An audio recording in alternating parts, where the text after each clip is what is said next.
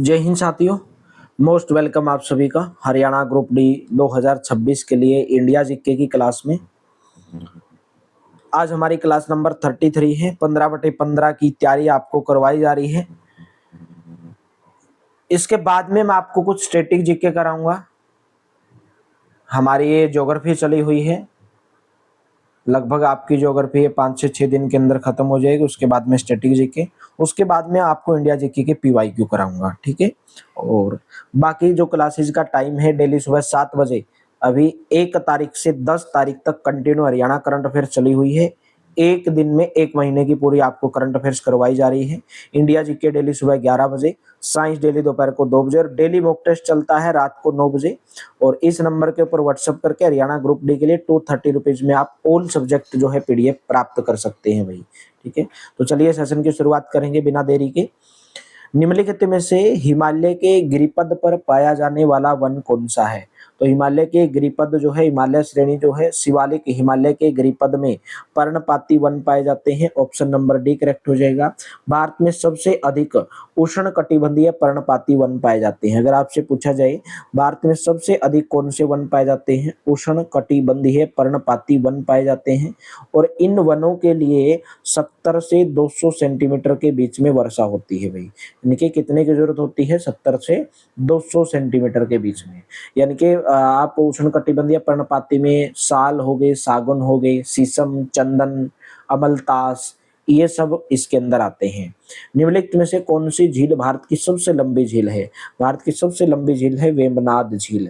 वेम्बनाड झील कहाँ पर है? भारत के केरल राज्य के अंदर है। ये झील भारत की सबसे लंबी झील है। और केरल राज्य की सबसे बड़ी मीठे पानी की झील, केरल राज्य की सबसे बड़ी मीठे पानी की झील भी है वेम्बनाड झील भाई, ठीक है।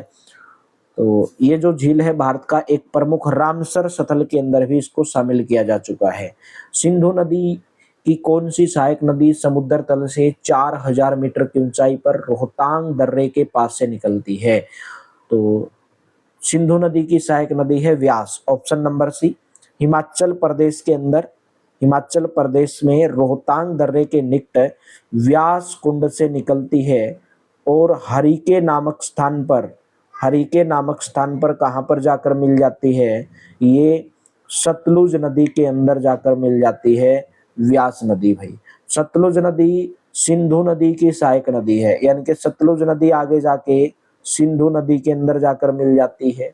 मूसी नदी कृष्णा नदी की प्रमुख सहायक नदी है। किसकी है? मूसी नदी कृष्णा नदी की प्रमुख सहायक नदी है। मूसी नदी के किनारे एक शहर भी बसा है, उस शहर का नाम है हैदराबाद। मूसी नदी के किनारे कौन सा शहर बसा है भाई? हैदराबाद शहर बसा है। वहीं पे मैं बात करूं इंद्रावती नदी, ये गोदावरी नदी की सहायक नदी है, ठीक है। तो राइट ऑप्शन इसमें सी करेक्ट रहेगा भाई। नेक्स्ट बताइए, जलवायु डेटा के मानचित्रण के संदर्भ में कौन सा शब्द है एक मानचित्र पर सभी बिंदुओं के माध्यम से खींची गई रेखा को संदर्भित करता है जिसमें समान मात्रा में बादल होते हैं? तो उसको बोलेंगे मेरे दोस्तों सममेघ। मेघ वर्ड आ रहा है यानी कि बादल भाई। सममेघ रेखा किसको बोलते हैं? समान मात्रा में बादलों वाले स्थानों को मिलाने वाली रेखा भाई। समताप रेखा किसको बोलते हैं? समान ताप वाले स्थानों को, यानी कि जहां पर समान टेम्परेचर को मिलाने वाली। समदाब किसको बोलते हैं? समदाब समान दाब वाले, यानी कि समान टेम्परेचर वाले स्थानों को मिलाने वाली रेखा। वहीं पे एक रेखा होती है समोच्च रेखा भाई। समोच्च रेखा समान ऊंचाई वाले स्थानों को मिलाने वाली रेखा। और एक होती है समभूकंपीय रेखा। समभूकंपीय रेखा भूकंपीय तीव्रता की समानता वाले स्थानों को मिलाने वाली रेखा भाई। नेक्स्ट है काल बैसाखी क्या है? काल बैसाखी क्या है भाई? ये मॉनसून से पहले की वर्षा और तड़ित झंझावत भाई। वैसाखी के महीने में शाम के समय चलने वाली बहुत भयंकर और विनाशकारी जो वर्षा युक्त पवनें होती हैं, ठीक है। काल बैसाखी का समय अगर मैं बात करूं मार्च से अप्रैल तक, मानसून आने के पहले। ये ज्यादातर कहाँ पे होती हैं? पश्चिम बंगाल, केरल, उड़ीसा, असम, बिहार भाई, ठीक है। तो राइट ऑप्शन कौन सा हो जाएगा? ऑप्शन नंबर डी करेक्ट हो जाएगा। समुद्र के सबसे उथले हिस्से महाद्वीपीय शेल्फ की औसत ढाल कितनी है? औसत ढाल कितनी होती है? 1 डिग्री या उससे भी कम। ऑप्शन नंबर आपका सी करेक्ट हो जाएगा। ठीक है, देखिए जो महाद्वीप हैं, जो महासागर हैं, ठीक है, उन वो जो महाद्वीप और महासागर जो उनका जो मिलन स्थल है, वहां पर महाद्वीप का महासागर की ओर जो बढ़ा हुआ जलमग्न भाग होता है, उसी को हम क्या बोलते हैं? महाद्वीपीय शेल्फ बोलते हैं। समुद्र का सबसे उथला क्षेत्र होता है, उथला हुआ क्षेत्र, जहां पर औसत ढाल 1 डिग्री या उससे भी कम होती है। सौरमंडल के निर्माण और निरूपण की व्याख्या करने के लिए सर्वाधिक व्यापक रूप से स्वीकृत मॉडल कौन सा है? वो है मेरे दोस्तों निहारिका परिकल्पना भाई। ऑप्शन नंबर ए करेक्ट हो जाएगा। नेक्स्ट, भारत सरकार के द्वारा तापमान, वर्षा, पवन आदि से संबंधित डाटा एकत्रित करने और मौसम का पूर्व अनुमान लगाने के लिए जिम्मेदार भारतीय मौसम विज्ञान की स्थापना कब की थी भाई? भारतीय मौसम विज्ञान यानी कि IMD जिसको आप बोलते हैं, इसकी स्थापना 1875 के अंदर की गई थी। और जो भारतीय मौसम विज्ञान है, इसका मुख्यालय कहाँ पर है? इसका मुख्यालय नई दिल्ली के अंदर है। भारतीय मौसम विज्ञान भारत सरकार के कौन से मंत्रालय के अधीन आता है? भारत सरकार के पृथ्वी और विज्ञान मंत्रालय के अधीन आता है। भारत का सबसे ऊंचा मौसम विज्ञान केंद्र भाई, भारत का सबसे ऊंचा मौसम विज्ञान केंद्र कहाँ पर है? लद्दाख के अंदर है। नेक्स्ट, कोपाकबाना समुद्र तट कहाँ पर स्थित है? कोबाकबाना ये आपका भाई ऑस्ट्रेलिया यानी कि आप ब्राजील के अंदर है। रियो डी जेनेरियो, ब्राजील के अंदर रियो डी जेनेरियो के अंदर स्थित है। ब्राजील की राजधानी पूछ ली जाती है भाई, ब्राजील की राजधानी है ब्रासिलिया भाई। ठीक है, और ब्रासिलिया, इसकी मुद्रा क्या है? इसकी मुद्रा है ब्रासिलिया रियाल। ठीक है, तो राइट ऑप्शन डी करेक्ट हो जाएगा। हुक्का जलप्रपात कहाँ पर स्थित है? हुक्का जलप्रपात है न्यूजीलैंड के अंदर भाई। ऑप्शन नंबर आपका डी करेक्ट हो जाएगा। एक आपसे पूछा जाता है कि जो एंजिल एंजिल जो जलप्रपात है वो कहाँ पर है? एंजिल जलप्रपात वेनेजुएला के अंदर है, वेनेजुएला। ठीक है, वेनेजुएला। एक आपसे पूछा जाता है, जोग या गरसोपा भी बोल देते हैं, जोग बोल देते हैं, गरसोपा बोल देते हैं, या आपसे महात्मा गांधी जलप्रपात, ये आपका भाई कर्नाटक भारत के अंदर है। विक्टोरिया जलप्रपात दक्षिण अफ्रीका भाई, विक्टोरिया। ठीक है, एक आपसे पूछा जाता है नियाग्रा जलप्रपात, नियाग्रा जलप्रपात कहाँ पर है? ये आपका अमेरिका प्लस कनाडा। ठीक है, और मैंने आपको विक्टोरिया बता दिया दक्षिण अफ्रीका, हुक्का आपका न्यूजीलैंड के अंदर आ जाएगा। निम्नलिखित में से किस भारतीय राज्य में दक्षिण पश्चिम मानसून सबसे पहले वर्षा लाता है? दक्षिण पश्चिम मानसून कहाँ पर उत्पन्न होता है? अगर मैं बात करूं, दक्षिण पश्चिम जो मानसून है वो अरब सागर के अंदर उत्पन्न होता है और सबसे पहले ये केरल के अंदर वर्षा लाने का काम करता है भाई। ऑप्शन नंबर आपका सी करेक्ट हो जाएगा। दक्षिण पश्चिम मानसून जून से सितंबर के मध्य ये वर्षा करवाता है भाई। ठीक है, दक्षिण पश्चिम मानसून की जो दिशा है वो दक्षिण पश्चिम से उत्तर पूर्व की ओर होती है। दक्षिण भारत में स्थित बांध की पहचान करें भाई। तिलैया बांध, रिहंद, गांधी सागर, मैटूर बांध भाई। अगर मैं बात करूं रिहंद बांध, रिहंद बांध कहाँ पर है? रिहंद नदी जिसको आप रेणुका नदी बोलते हैं, उत्तर प्रदेश के अंदर है। ठीक है, तिलैया बांध कहाँ पर है मेरे दोस्तों? झारखंड में बराकर नदी पर है, झारखंड के अंदर है तिलैया बांध, झारखंड के अंदर बराकर नदी के ऊपर। वहीं बात करूं गांधी सागर बांध, मध्य प्रदेश में है चंबल नदी के ऊपर। दक्षिण भारत में स्थित बांध का नाम है मेटूर बांध, और ये कहाँ पर है? कावेरी नदी के ऊपर है मेटूर बांध, और कावेरी नदी यानी कि तमिलनाडु, तमिलनाडु के अंदर है मेटूर बांध, कावेरी नदी के ऊपर है। नेक्स्ट बताइए, स्थलीय ग्रह किससे बने होते हैं? यहाँ पे पूछा गया कि जो स्थलीय ग्रह हैं वो किससे बने होते हैं? वो चट्टान और धातुओं से बने होते हैं। सौरमंडल के पहले 4 ग्रहों उनको स्थलीय ग्रह कहते हैं। ठीक है, और इन्हीं स्थलीय ग्रहों को हम आंतरिक ग्रह भी कहते हैं। स्थलीय ग्रह का मतलब है बुध, शुक्र, पृथ्वी और मंगल, यानी कि जो पहले जो 4 ग्रह हैं इनको हम कौन सा ग्रह बोलते हैं? स्थलीय ग्रह, जिनको हम आंतरिक ग्रह भी बोलते हैं। बाकी आपके जो बच गए बृहस्पति, बृहस्पति, शनि, अरुण, वरुण, शनि, अरुण, वरुण, ये कैसे ग्रह हैं? ये बाह्य ग्रह हैं भाई। ठीक है, ये बाह्य ग्रह हैं। पहले 4 ग्रह स्थलीय ग्रह हैं, ये मैं आप बोल सकते हैं ये आंतरिक ग्रह हैं, और बाकी बृहस्पति, शनि, अरुण, वरुण ये बाह्य ग्रह हैं। क्रेवा निर्माण किस में पाए जाते हैं? क्रेवा कश्मीर, हिमालय भाई। ऑप्शन नंबर आपका ए करेक्ट हो जाएगा। क्रेवा का मतलब होता है जो उठी हुई जो भूमि होती है, ठीक है, उठी हुई भूमि को हम बोलते हैं क्रेवा, ठीक है। क्रेवा की जो मिट्टी है वो केसर की खेती के लिए उपयुक्त होती है। इस मिट्टी के अंदर बादाम, अखरोट, सेब इनकी खेती की जाती है भाई। कश्मीर के अंदर भी ये पाई जाती है, ठीक है, हिमालय के अंदर भी, कश्मीर, हिमालय, कश्मीर घाटी में। ए ऑप्शन करेक्ट रहेगा। कौन सी पवने एशिया महाद्वीप में हिमालय के उत्तरी अक्षांशों पर तिब्बती उच्च भूमि के लगभग समानांतर में चलती हैं? तो वो है जेट धाराएं। डी ऑप्शन करेक्ट रहेगा। D option will be correct, ठीक है। नेक्स्ट, आमर बौछार या आमर वर्षा क्या है भाई? आमर वर्षा या आमर बौछार मानसून से पहले की जो वर्षा होती है, पूर्व मानसूनी वर्षा को हम बोलते हैं भाई। कब होती है ये? अप्रैल के अंदर भाई। स्थान होता है केरल और कर्नाटक में भाई। ये जो वर्षा होती है आमों के जल्दी पकने के कारण बनती है, इसलिए पूर्व मानसूनी वर्षा को हम आमर वर्षा बोल देते हैं। उत्तर पश्चिमी यूरोप, अमेरिका के पश्चिमी तट, कैलिफोर्निया के उत्तर दक्षिणी चिली, दक्षिण पूर्वी ऑस्ट्रेलिया और न्यूजीलैंड में किस प्रकार की जलवायु पाई जाती है? तो राइट ऑप्शन होगा समुद्री पश्चिमी तट जलवायु। ऑप्शन नंबर ए करेक्ट रहेगा। वर्तमान में पृथ्वी की आयु कितनी मानी जाती है? वर्तमान में पृथ्वी की आयु 4.5 अरब वर्ष भाई। विभिन्न वैज्ञानिक जो शोध हुए हैं, निष्कर्ष हुए हैं, पृथ्वी की औसत आयु लगभग 4.5 अरब वर्ष मानी जाती है। और पृथ्वी की आयु का अनुमान कौन सी विधि से लगाया जाता है? पृथ्वी की जो आयु का अनुमान है वो रेडियो यूरेनियम विधि से लगाया जाता है, रेडियो यूरेनियम विधि से। और पृथ्वी को कौन सा ग्रह कहा जाता है? नीला ग्रह भी कहा जाता है। पृथ्वी का एकमात्र उपग्रह कौन सा है? पृथ्वी का एक ही उपग्रह है, उसका नाम है चंद्रमा, ठीक है, चंद्रमा भाई।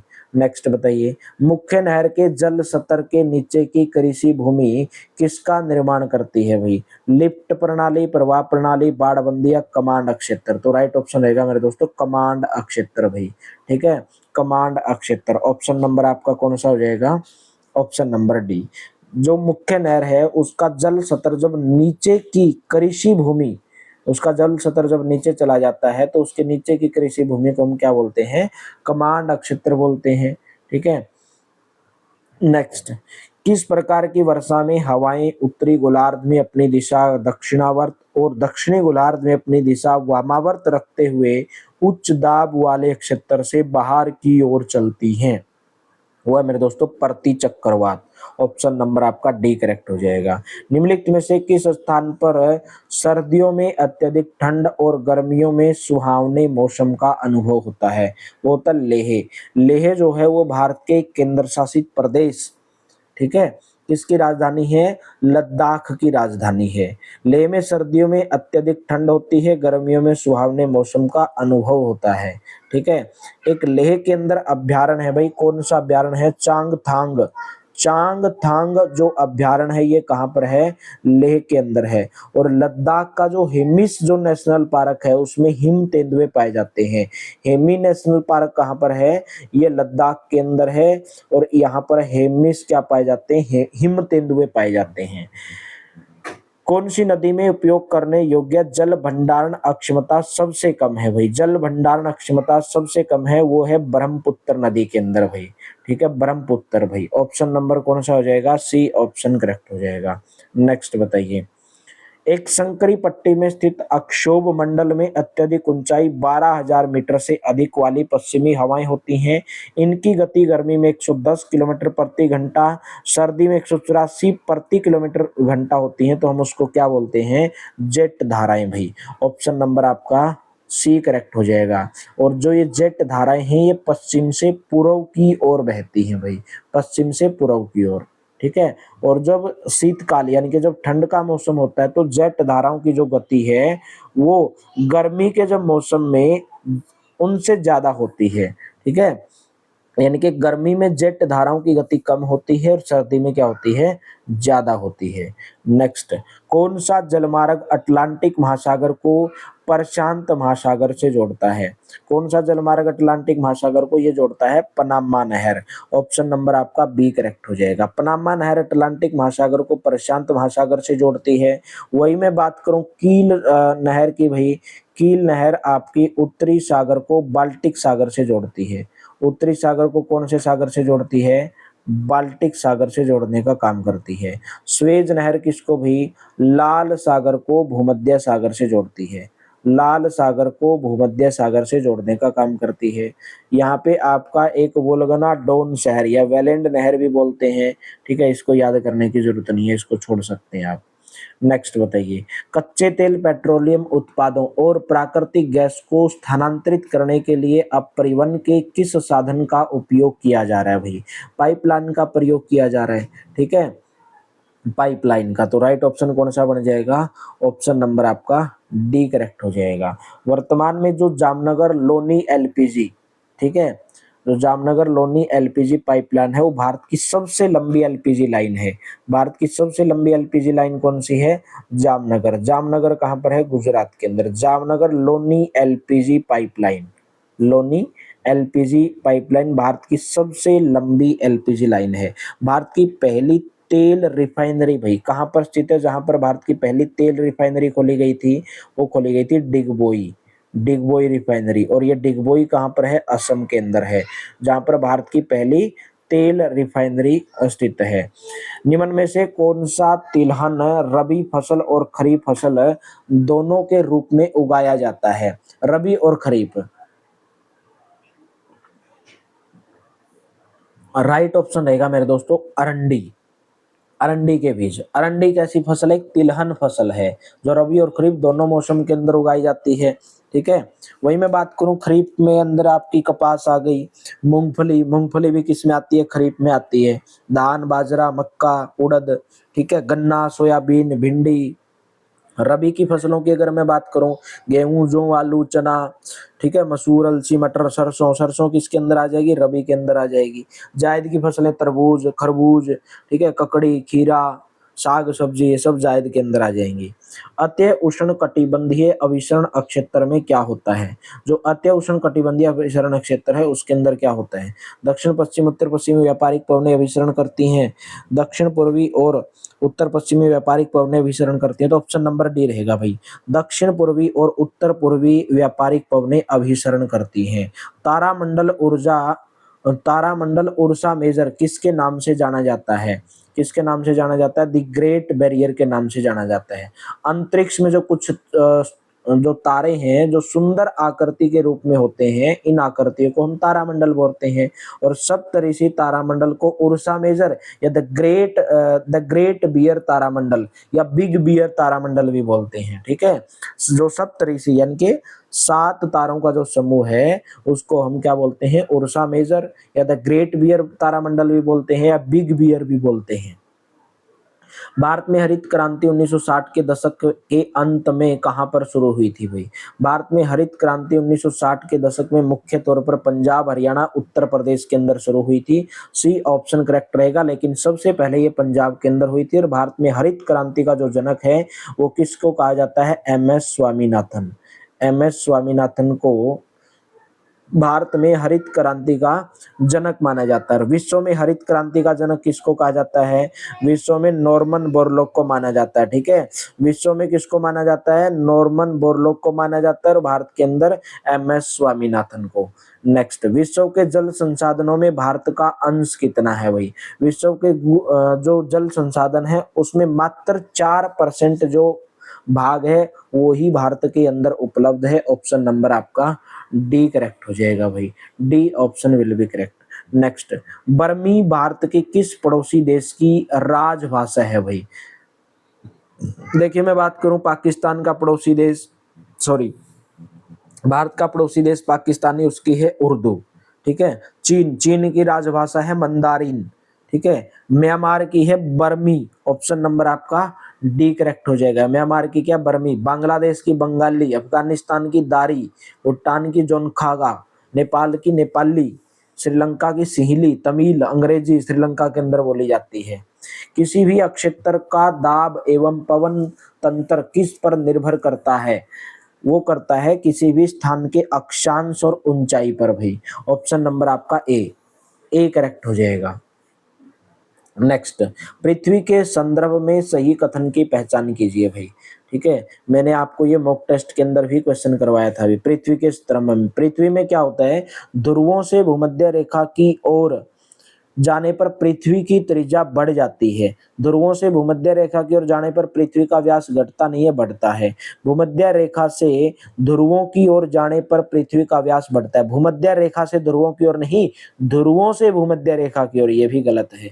ध्रुवों से भूमध्य रेखा की ओर जाने पर पृथ्वी की त्रिज्या घटती है, घटती नहीं है, बढ़ती है। तो ऑप्शन नंबर आपका इसके अंदर बी वाला सही है। निम्नलिखित में से कौन सा वृक्ष शंकुधारी वनों के अंदर पाया जाता है? शंकुधारी वनों का अन्य नाम हम कोण वाले वन बोल देते हैं, कोणधारी वन बोल देते हैं। कौन सा पाया जाता है भाई? इसके अंदर पूछा है कि शंकुधारी वन में कौन सा जो वृक्ष है वो पाया जाता है? चीड़ का भाई। बी ऑप्शन करेक्ट हो जाएगा, चीड़ का। ठीक है, ऑप्शन नंबर आपका बी करेक्ट रहेगा। और चीड़ के वृक्ष से जो लिसा प्राप्त होता है उसे तारपिन का तेल बनाया जाता है। चीड़ के पेड़ से तारपिन का तेल बनाया जाता है। सिंथेटिक उर्वरकों के अत्यधिक उपयोग से क्या होता है? सिंथेटिक उर्वरकों के अत्यधिक उपयोग से मृदा का निम्नीकरण होता है। ऑप्शन नंबर आपका बी करेक्ट हो जाएगा, मृदा का निम्नीकरण। इसके प्रयोग से मिट्टी के अंदर जो पोषक तत्व हैं उसके अंदर कमी आ जाती है और मृदा का क्या हो जाता है? निम्नीकरण हो जाता है। कहाँ पर रहने वाली भील जनजाति उत्तर और दक्कन के बीच पहाड़ी दर्रों को नियंत्रित करती थी भाई? वो करती थी पश्चिमी घाट भाई। ठीक है, कहाँ पर रहने वाले? भील जनजाति। भील जनजाति मुख्य तौर पर भारत के कौन से राज्य के अंदर पाई जाती है?